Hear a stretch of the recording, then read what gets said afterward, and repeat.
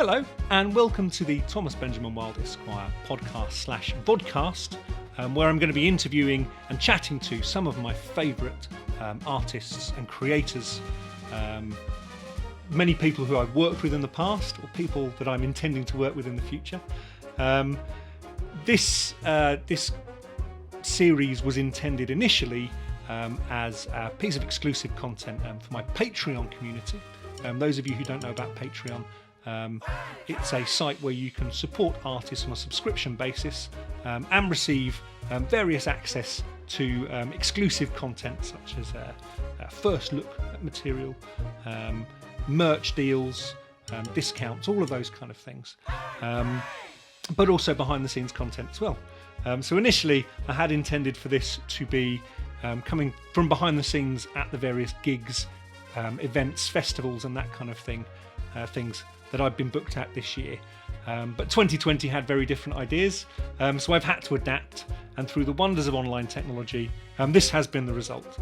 So I've been talking to people over the last few months and posting the interviews to Patreon, but I thought you guys might be interested in seeing them as well.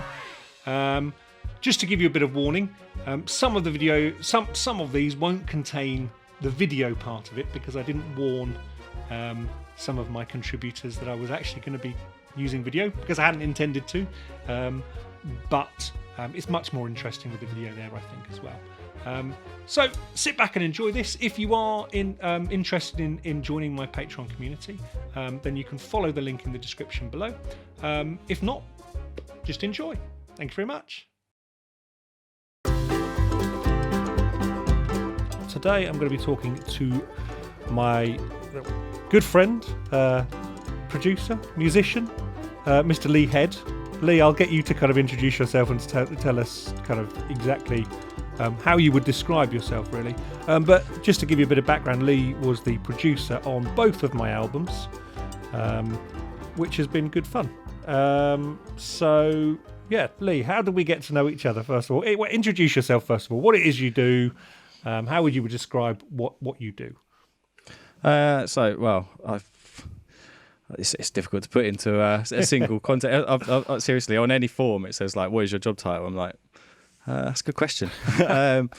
So I think producer, engineer, probably covers most of it. I do a lot of composition work as well. I say a lot. I used to do more than I do now, but that's just due to time constraints more than anything. But yeah. Producer and engineer, let's go with that. Producer and engineer. So producer and engineer Lee Head. So just to give you a bit of background, myself and Lee work together at a further education college. I should just mention we're not going to be mentioning any names or anything like that when we're talking about this kind of stuff. No. Because we're going to be talking about stuff diplomatically as well, relating to work. It's probably for the best, yeah. For both our sakes. How did we meet, in fact? How did we kind of get to know each other?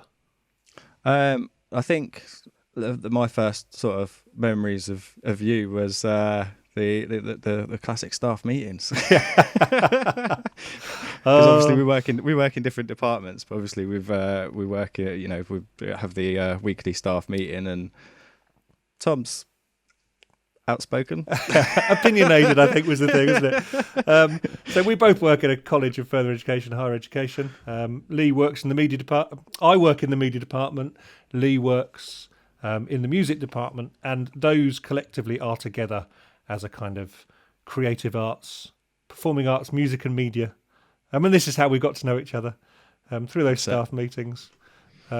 That's it. I had no idea about Thomas Benjamin Wilde Esquire though at that point. That came a lot later on. So we've known each other for a few years, haven't we? Yeah. And how did I end up convincing you to produce the first album? I can't quite remember that. I think it started as just a couple of songs, wasn't it? I don't think we set out to make an album originally. Yeah. I think we just, you had a couple of songs in mind, and you was like, let's just give this a go over summer, because that's what teacher folk do over summer. We're quite lucky in the fact that over the summer we kind of utilise the college equipment. and studios and such. Test it out. You've got to test it out. But in all seriousness, it's something that we need to kind of get to grips with, isn't it? So, oh, definitely, yeah, no, 100%. It needs to be. You need to sort of practice it to be able to teach it. I think, and actually doing it it's the best way to practice it. Yeah. So actually, we were kind of using this as a staff development opportunity, weren't we? Yeah, we'll go with that. So carry on. Yeah. So, how did you end up convincing me to do an album? I'm not sure. I don't think you actually officially asked me. I think we just ended up making a collection of songs and was like, "There's our album." But yeah, I know. Obviously, I think it took a little while to develop that. I think it took over 2 summers, because I think the first one we were just testing things out and trying it out, and then the second one we was a bit more serious about it and we had a bit more of a game plan. I seem to remember actually kind of thinking about releasing an EP initially, wasn't it? It was kind of yeah, it was just a few songs, and most of those I think were covers at the time. Yeah, if I remember rightly. But yeah, it sort of evolved, I think. I don't think there was a moment where you approached me and said, right, we're going to do this. It was just something that sort of... how does what we've been doing compare to the stuff that you usually do?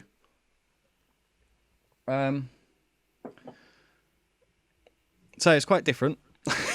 To be honest, I'm quite an open, in terms of music, my own sort of experience with it, and I've got no objections to working with anyone in any genre.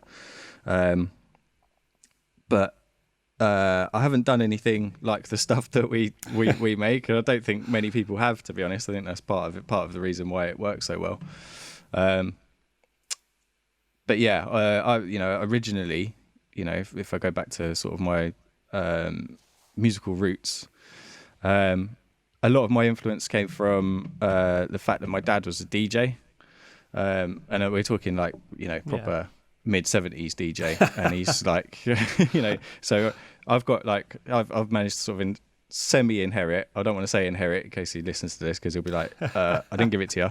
Inherit his record collection. So I ended up very similar to me, actually. Yeah, in my late teens, I was like getting into all of the stuff that he got into, funk, soul, everything from metal to he was very much into sort of prog rock and the Pink Floyd. So and completely sort of the thing. opposite to the stuff that we've been doing then. Yeah, completely. Yeah. But it gave me an appreciation for looking beyond my immediate peers and seeing what they're listening to, because I think you can just end up massively pigeonholed that way. And I like to have a broad horizon to explore, should we say? Varied, eclectic tastes of stuff you can actually do. Yeah. So just to give you, again, kind of a bit of background, some of the sound on some of the tracks, particularly on the new album, have been down to your production skills. Because on some of these ones, I came to you with kind of very little in terms of how I wanted them to sound. I'm thinking songs, particularly like the social media one, Smile and Nod. So social media was an interesting one, because I think I don't know. I think we kind of left that day, like after we've recorded it. We recorded obviously the banj and your vocal. I wouldn't say we were disappointed with it, but it was kind of like it was you could tell it was a work in progress. We weren't really sure where it was going. It was a little bit like we didn't know. Some of the songs, obviously, you go into the studio, you know exactly where it's going, and it's quite easy to piece together. This one was a little bit more tricky, should we say? And you kind of left it open. And I came back the next day with something completely different. Well, we basically had the conversation, because most of my bass lines tend to go bum bum bum bum bum bum, and actually we had the conversation about doing something a little bit different to it, didn't we? Yeah. You said you wanted something that's got a bit more movement to it than that. A little bit more looser. Something that you can click your fingers to, I think was what you actually said. So I literally put finger clicks in it. So I mean, they just in terms of the sounds. I mean, I don't know where they come from, to be honest. I'll just mess about with them. But I mean, again, that draws on influences because it's got obviously the pedal steel in there, which doesn't really, it's not fitted with anything else that we've done in the past. But drawing on sort of influences I've done from where I've worked on, stuff with Charlie, actually. So Charlie and Lee actually worked together as well. Yeah, so we worked together on a country album just before your one. So maybe that's where the pedal steel came from. Got a bit of country influence in there. So also kind of you had a big influence that came from quite an odd place as well, wasn't it, for one of the tracks? And I seem to remember you showing me the video of it. Do you want to explain that one? Oh, yeah. So this is my other life. This is where you destroy any sort of street credibility or might have possibly had. So obviously I in as a sort of daytime bread and butter work, I master kids nursery rhymes, which is an interesting job. It keeps me on the toes, but what does that actually involve then? So it basically involves taking vocals from different languages, different artists, different singers around the world, and putting them to backing tracks, and then sending them back to the company to be published onto YouTube in ridiculous viewing numbers as well. Like absolutely insane. I mean, if any advice to anyone who wants to become a producer, get into kids YouTube because there's money to be made there. Yeah. But yeah, so listening to sort of these kids songs all day, and obviously I've got a 3-year-old myself as well, and listen to watching CBeebies. If anyone listening has kids, I know there's a show called TMO, and I showed Tom one of the songs from TMO and said I'm using this as a reference track for the album. And it's basically, for those that don't know, TMO is two monkeys, and I think it was a song about recycling or something like that. But the backing track, literally, you could have taken the vocals out, slapped Tom on it. It would have been yeah. It was kind of pretty bang on for exactly the sound that I was going for. I can't even remember what track it was now that you were listening to. That was it. Smile and Nod. I think that was Smile and Nod, yeah. I think, but to be honest, I think it was just a general reference track for the whole album. I think it's just captured the vibe really well. Inspiration comes from anywhere, I guess. Yeah. So how long have you been producing and engineering music then? Wow. So producing since I was probably, I guess, 15, I think, was when I first started making music semi-seriously. And back then it was hip hop. So I've come from doing being in a hip hop group to obviously doing your stuff and kids nursery rhymes. So it's quite a turn of events, I guess. But quite a varied mix of stuff that you're actually doing. But yeah, the hip hop stuff was quite cool. It took me, I kind of learnt a lot about the sort of music industry grind and tours and being on the road and that kind of thing.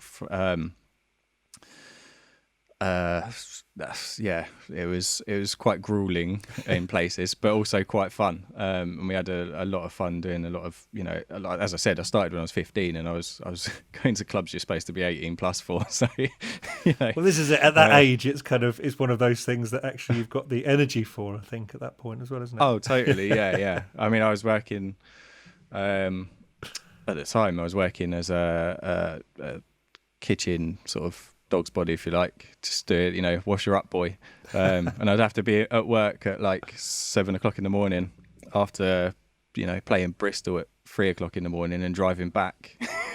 Pretty much no sleep. There's no way I could even think about doing that now. It's just not going to happen. No, absolutely. Yeah. Absolutely. So in terms of because obviously I come to you for advice about kind of music industry stuff because you teach it, and obviously I come to you for tech advice as well, again because you're a bit more knowledgeable on that to me. Have you kind of picked up or learned anything new from having produced the work that I've done?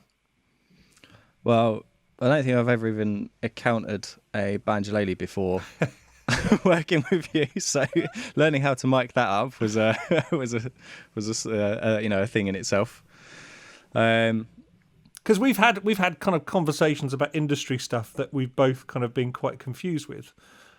Things like kind of publishing and copyright and all those kind of things. And oh yeah, I'm fully convinced no one knows how that stuff works. I'm fully convinced. I mean, there's elements that that are pretty clear cut, but the music industry is it's just so sort of spongy. There's no, I don't think anyone definitively knows exactly how it works, and if they do, in a week's time, it would have changed. Yeah. So. There's a lot of it's a difficult place to navigate, but it's my advice in that is just ask a music lawyer. Get a lawyer involved.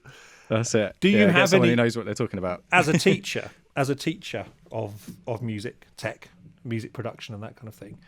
Is there any advice that you could give for kind of young musicians trying to break into the industry? Well, yeah, I mean, most of the people I work with are fairly sort of low level, trying to work their way up and trying to establish exactly that, how to break into the industry and how to do it. I don't think there is a magic answer. I remember, who was it? I think it was, I went to one of the Expo things. I think it was BBC Introducing or something like that, and I remember Nile Rodgers said something that stuck with me, and he just basically, he got asked these same sort of questions: how do you break into the industry, how do you do this? And he turned around and said, look man, I know you think I've got a magic answer. I don't know shit. So yeah, excuse the swearing, but that's the verbatim quote from the man himself. So yeah, if he doesn't know, and God knows how many singles he's been involved with, good luck. I think as with most things in life, if you could put in hard work and you stick at it, something will happen eventually. It won't necessarily be the thing that you imagine it's going to be, though, will it? Oh, 100%. Well, as we discovered. I don't think we were expecting your song to quite get the reception it did. As good as it is, I had faith in it. Don't get me wrong. We thought it'd be kind of do all right on a kind of small scale. That's it. Yeah, locally quite good. Turns out it went worldwide and got millions, but there you go. So I mean, you just don't know. Just keep putting stuff out there is my advice. Just keep working and grinding at it, because something will happen. Because I find it strange now being a person that people ask that kind of advice from, because I've had emails and kind of messages on social media asking about how do you break in? How do you do all of this stuff? And you start to realise I haven't a clue. Make yourself laugh tends to be my answer to that kind of thing. If you want to kind of write funny songs, you've got to make yourself laugh, and that tends to be my advice. I know from our recording sessions, you certainly do that. I do find myself hilariously funny. We struggled to get through some songs, I remember that. Okay, so in terms of going to this whole thing of lockdown now, because obviously we've all been on lockdown for the last, going into the 9th week now in the UK, aren't we? Is that right? I think so. It's all a blur now, to be honest. How has your work had to change? Have you kind of been able to be creative over this time? What kind of stuff have you been doing? Well, as I said, my sort of day-to-day bread and butter work at the moment is doing these masters, and the figures for kids YouTube have actually skyrocketed. So. I haven't directly benefited from that just because of the way our sort of agreement works, but it does mean that obviously there's job security there, which is I'm very grateful for, because not everyone's got that at the moment, especially when you look around at people in the live events industry and stuff like that. It's quite devastating what's going on, so I'm really thankful that I can do what I do. I work from home anyway doing that stuff. Yeah. So it's not so bad. And then obviously I've got the teaching on the side. Teaching unprepared at distance is quite it's quite an event. I think if it had happened at the start of the year, we'd have planned for it. It'd be fine. But yeah, it's hard work. Yeah, I'm I think obviously finding actually, time. I think actually, were we presented with this situation again now as teachers, we'd probably be able to know how to handle it a lot better, wouldn't we? And perhaps have kind of things set up and be more capable of being able to do the more practical stuff from home. Because that's the thing I've been struggling with. I don't know about you. Definitely in terms of teaching is being able to do that practical level of work. Yeah, I think what will happen is we'll get to a point where we're really good at it, and then we'll go back to work. hopefully, I quite like the fact that if you don't have to actually attend the office, and not go in, then not go in. But do we? I mean, so might that change the way that we're working potentially, and the kind of the way that we're encouraged to work? Well, I hope so, to be honest. I hope so. I don't see especially someone that commutes quite far to work. It will help me out at no end. But yeah, no, I think, I do think there's room for a lot more flexibility, and, I welcome it. It's a bit of a shame that it's had to come to a pandemic for people to realise that it is possible, but there you go. Yeah. But I think, it becomes necessity then, doesn't it? And actually then people have to create and be innovative.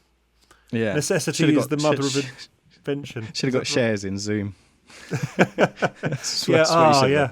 If we'd have known back then.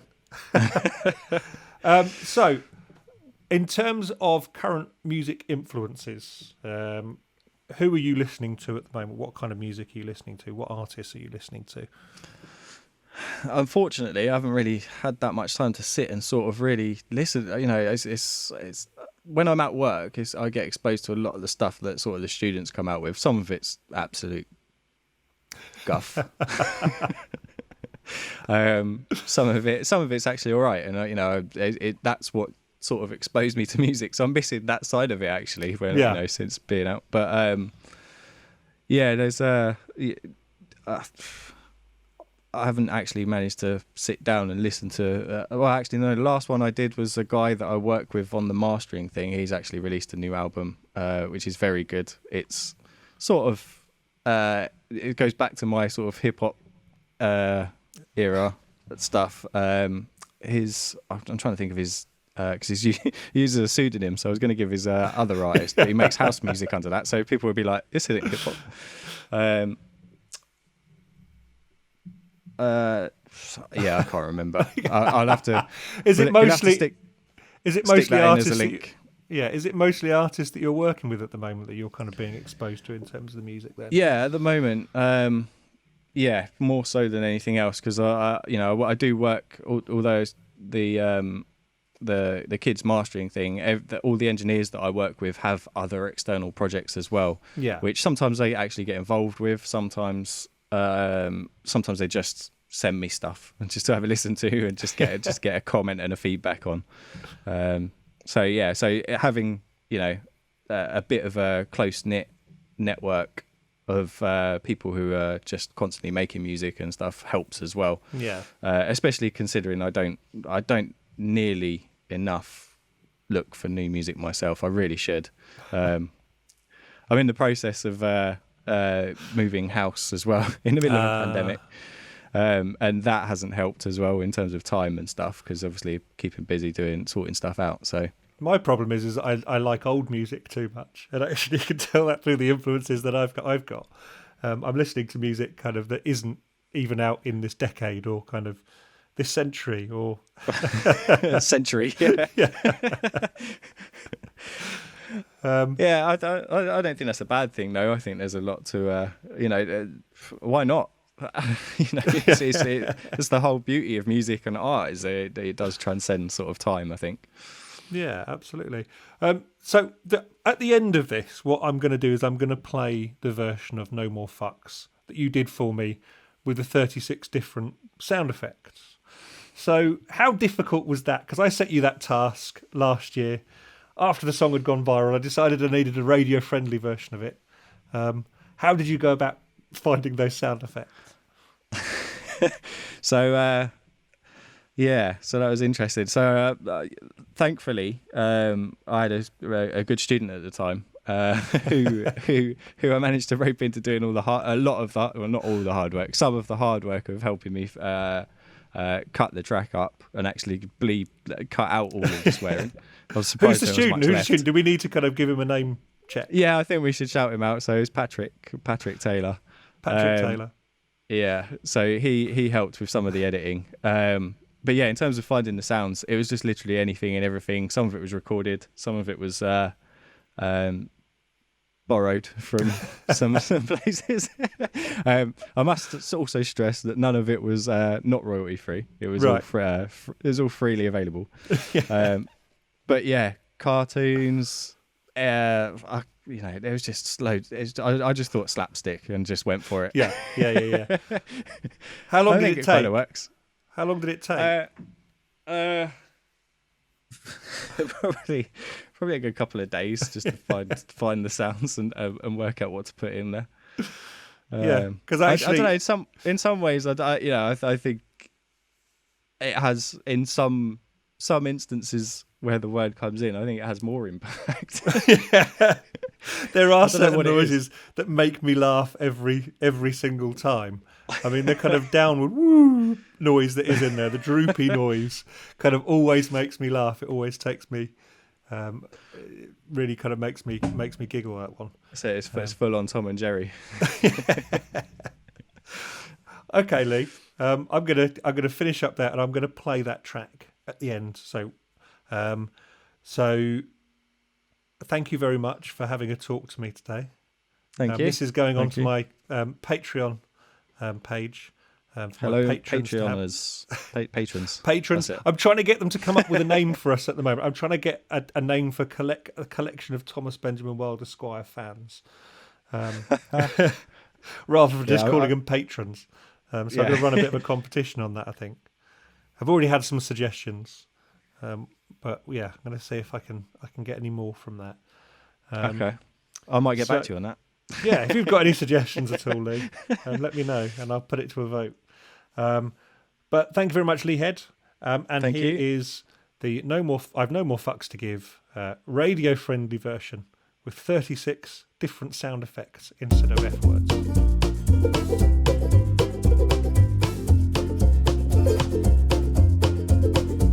I've tried, and I've tried even more. I've cried, and I can't recall what for. I've pressed, I've pushed, I've yelled, I've begged in hopes of some success. But the inevitable fact is that it never will impress. I've no more fucks to give, my fucks have runneth dry. I tried to go shopping, but there's no fucks left to buy. I've no more fucks to give, though more fucks I've tried to get. I'm over my budget and I'm now in debt.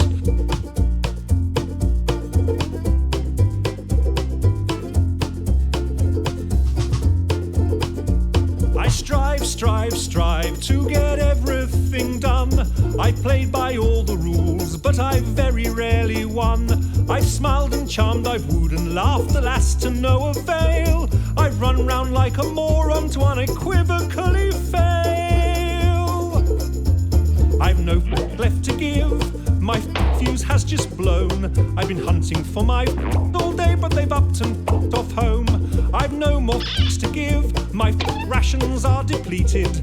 I've rallied my army, but it's been defeated. The effort has just not been worth the time or the expense. I've exhausted all my energy for minimal recompense. The complete lack of acknowledgement has now begun to gall, and I've come to realize that I don't give a at all.